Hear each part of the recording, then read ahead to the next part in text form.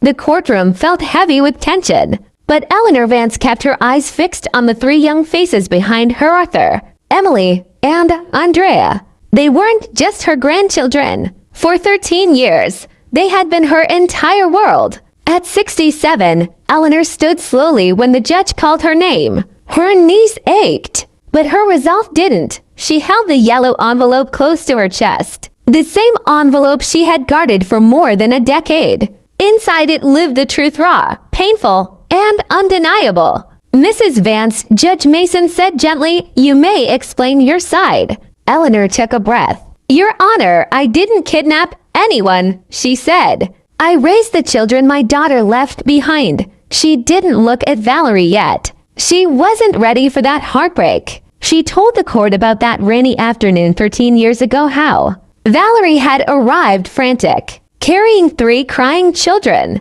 their clothes dirty and wrinkled. How she had kissed them goodbye and said she'd be back soon. But she never came back. For years, Eleanor continued. "I waited. I hoped. I prayed she would call, even once." She didn't mention her own struggles: the arthritis, the long nights working extra jobs, the loneliness of carrying a responsibility she never asked for. She only talked about the children, their school plays, their fevers, their tears, their laughter. How Arthur graduated with honors, how Emily wrote poetry, how Andrea learned guitar and filled the house with music. Then she opened the yellow envelope. "These are the letters Valerie wrote," she said, handing them to the clerk. Letters where Valerie admitted she had left the kids for a new relationship. Letters where she begged Eleanor to keep them because her boyfriend didn't want baggage. Letters where she confessed she had